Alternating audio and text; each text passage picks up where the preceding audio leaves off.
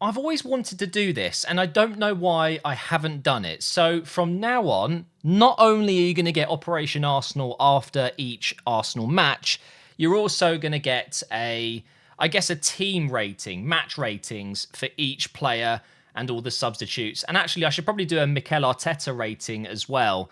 I think it's a really good way to, especially after I've kind of watched the game highlights back, look at all the individual performances, and actually come to a bit more of a solid conclusion of how they performed, instead of doing an instant reaction, which is what Operation Arsenal is. It's often 5-10 minutes after the game has finished, I hit record and I talk. So a day later, after the Community Shield win against Man City, some people could say we got a little bit lucky. I guess the goal we scored was lucky, but realistically, especially in that first half, we maybe didn't dominate the game, but we had the better chances. We limited them to no shots on target in that first half, for example. We actually had, I believe, almost... so I think in the first half, they had like a 0.2 expected goals, and we almost had 0.9, I think it was.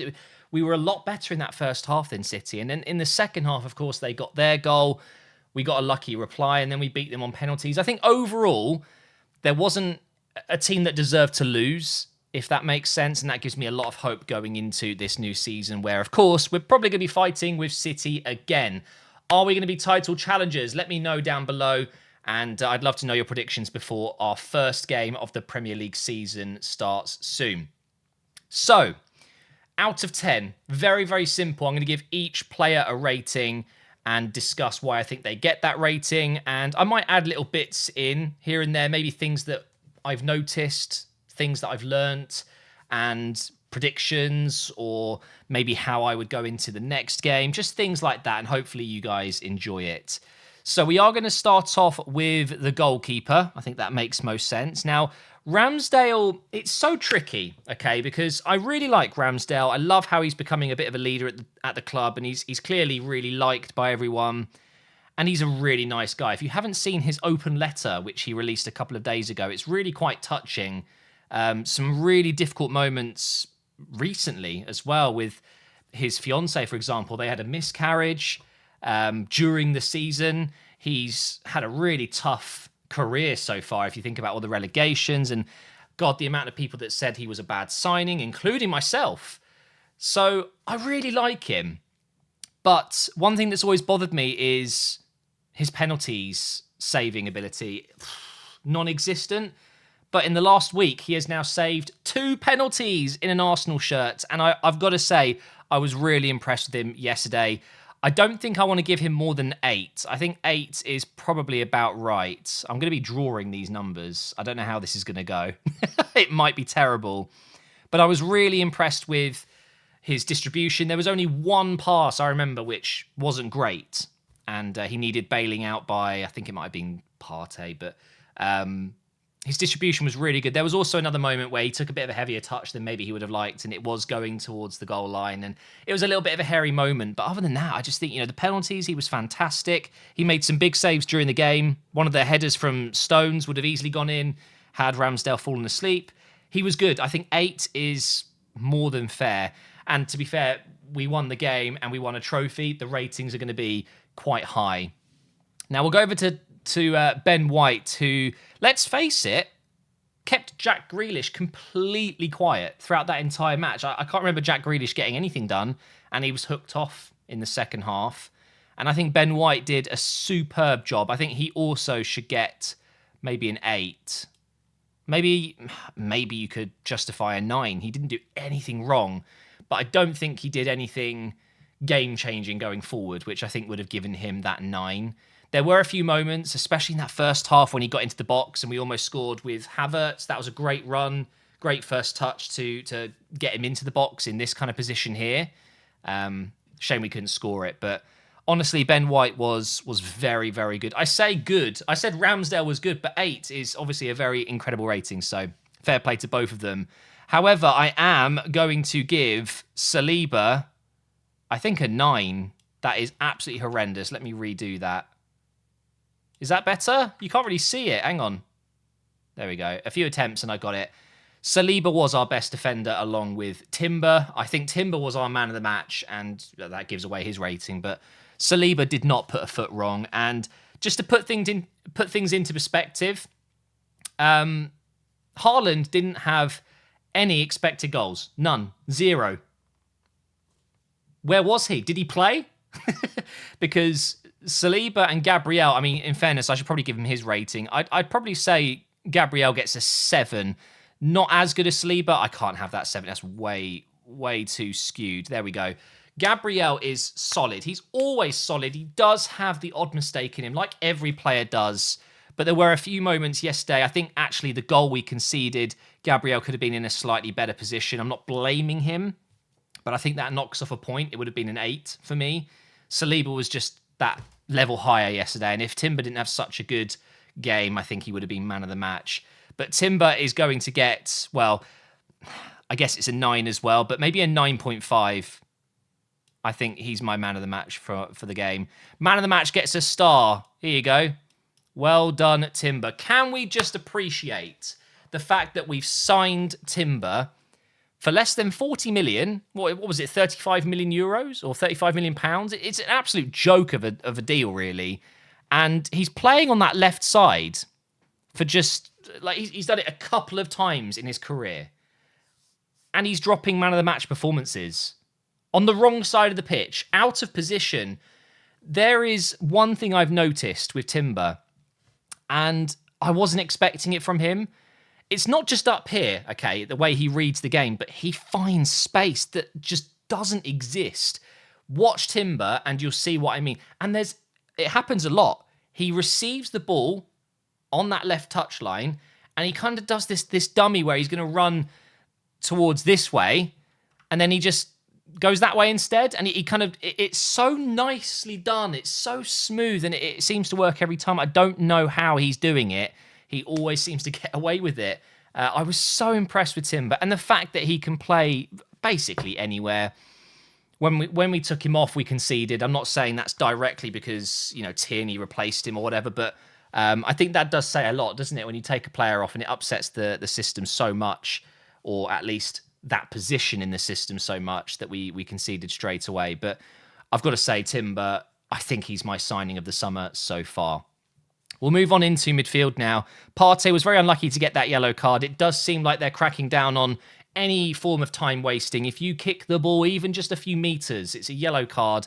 And he got it within 6-7 minutes of the game. It was ridiculously harsh. I do understand that they're trying to crack down on it, but I'm not really a fan of that. He barely kicked the ball away.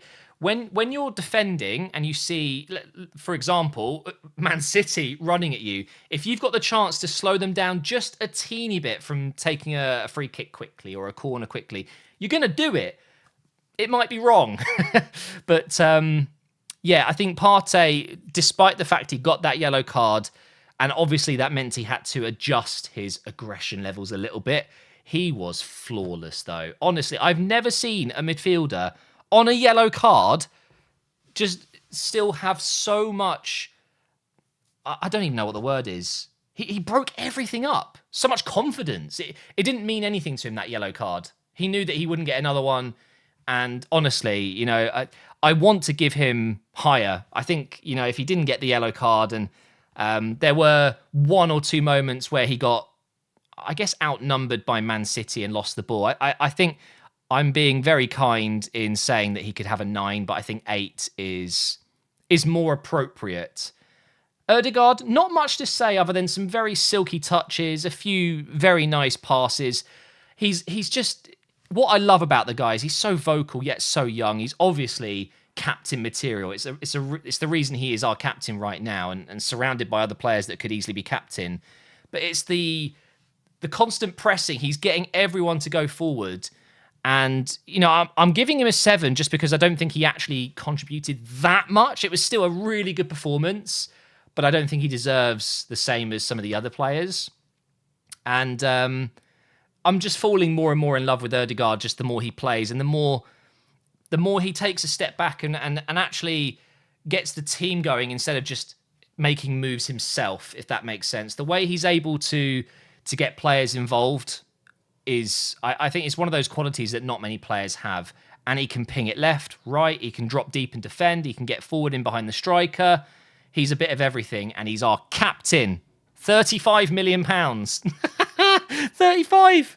What an absolute bargain. Declan Rice, his first competitive game, along with Timber and Havertz, of course. He's lifted another trophy. Obviously, he won one with West Ham, the Emirates Cup, and now the Community Shield.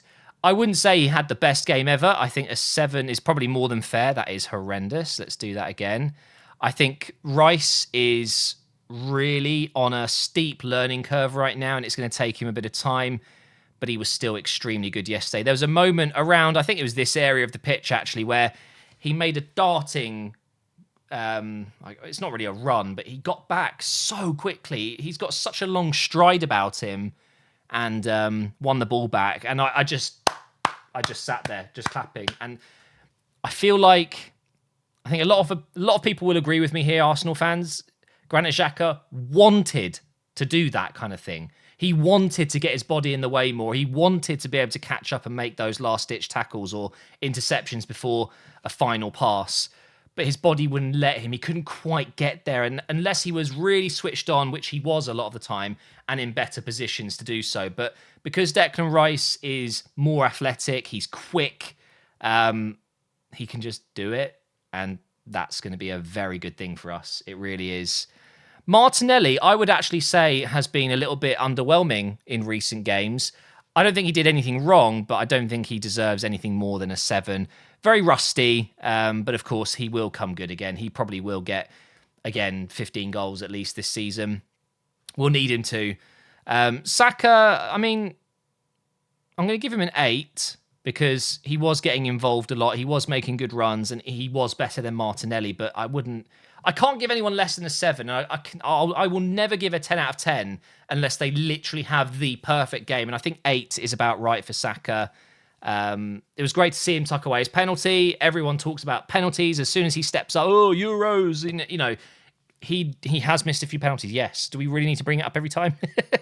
And we'll move on to Havertz. Now, I think I was a little bit harsh on Havertz after the game. I think I said I was very much, take it or leave it with Havertz. I'm not too keen on the fact that we've dropped 65 million on him and maybe he wasn't the right choice when other players are available. But I've watched the highlights again and I've read what Arteta has said about his performance, and it's true. He did a lot right yesterday, and a lot of it went unnoticed. I think he deserves an 8 as well. Now, people will sit there... Hang on, let me get that right again.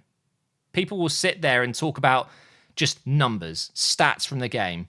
He misplaced passes. He lost the ball a few times. He lost duels. He missed some pretty good chances. But stats, okay, stats are stats. But when you go and watch the highlights, okay, plenty of occasions where if we had Jesus and Ketia, we would have lost the ball, but instead we had Havertz, who was holding up the play, getting Martinelli, Trossard, whoever it was, just involved.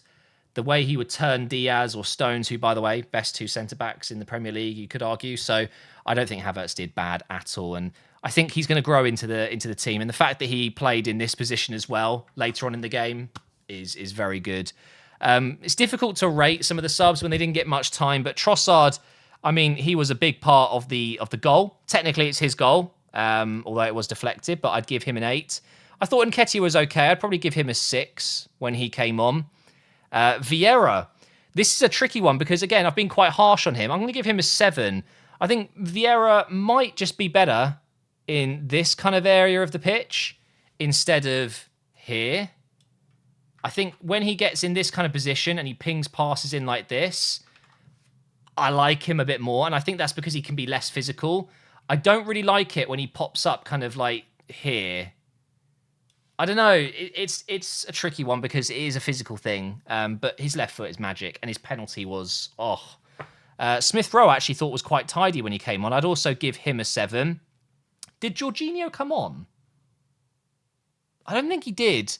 Tierney came on, and you could argue made a little bit of an error leading to the goal, but he couldn't have done much. I would argue a 6 is more than fair for him. I don't know what's going to happen to Tierney, if I'm honest, but I'm just going to go ahead and double check. Did Jorginho come on? Let me just go on to the game stats yesterday. Trossard, Tierney, and Nketiah, Smith Rowe, Vieira. So yeah, it was just those players there.